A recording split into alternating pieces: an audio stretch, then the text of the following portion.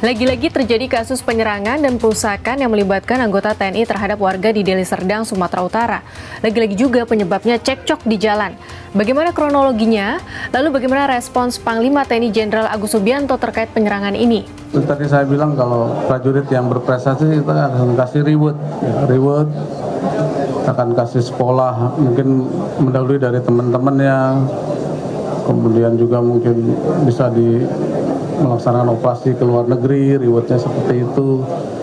Dan kalau yang melanggar seperti tadi itu ya kita kasih punishment. Penyerangan itu bermula saat seorang anggota Resimen Artileri Pertahanan Udara 2 Sisingamaraja, yaitu prajurit kepala Dharma Saputra Lubis, merasa tersinggung karena tidak terima ada 3 pemuda menggeber sepeda motor waktu berpapasan dengannya Rabu 29 Januari 2025. Kejadian itu terjadi sekitar pukul 10.00 WIB. Praka Dharma yang tidak terima lalu mengikuti pemuda itu dan mendatanginya ke sebuah warung. Dia lalu menegur 3 pemuda itu. Tidak terima ditegur, 3 pemuda itu melawan bersama teman-temannya yang lain yang ada di warung. Mereka lalu mengeroyok Praka Dharma. Dia lalu melarikan diri dan bersembunyi di perkebunan sawit. Dharma lalu mengirim pesan ke rekan-rekannya melalui grup WhatsApp Resimen Arhanud 2. Beberapa saat kemudian, puluhan prajurit Resimen Artileri Pertahanan Udara 2 Sisingamaraja menyerang warga di Desa Durin Simbelang, Kecamatan Pancur Batu. Puluhan tentara merusak warung, 3 sepeda motor, dan sebuah mobil. Di antara mereka ada yang membawa pistol. Namun di balik kronologi itu ada cerita lain. Kepala Penerangan Kodam 1 Bukit Barisan Kolonel Dodi Yuda mengatakan saat mendatangi warung itu, anggota Arhanud 2 malah menemukan alat isap sabu, sisa sabu dalam plastik, dan timbangan digital. Temuan itu diduga juga menjadi pemicu perusakan yang dilakukan oleh anggota TNI dari Arhanud 2. Mereka juga menemukan gubuk yang diduga digunakan sebagai tempat mengonsumsi narkoba. Apakah ini benar atau tidak, atau hanya klaim semata? Yang jelas, pasca bentrok, Kepala Staf Resimen Arhanud 2 SSM Letnan Kolonel Arif Budi Cahyono mendatangi kantor Desa Durin Simbelang untuk melakukan mediasi dengan warga. Ia pun mengklaim jika kondisi sudah kondusif dan kedua pihak sepakat berdamai.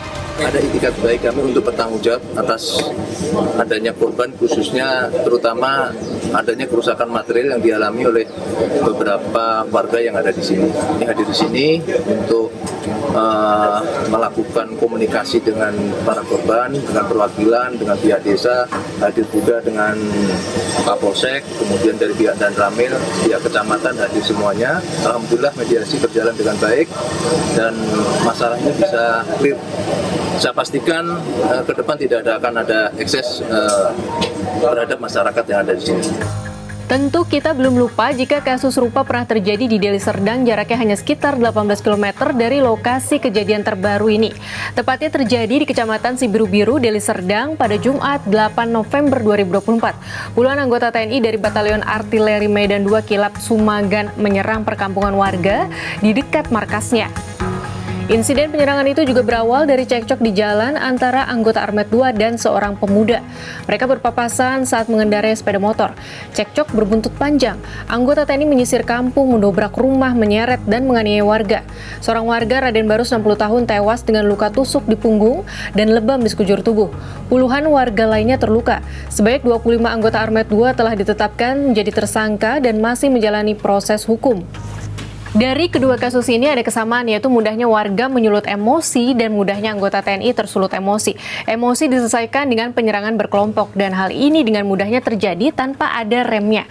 Ujung-ujungnya warga menjadi korban dan diselesaikan dengan anggota TNI kena hukuman. Tapi bagaimana dengan upaya pencegahannya? Apakah tidak diupayakan untuk mencegah kejadian serupa berulang? Bagaimana menurut sahabat Kompas?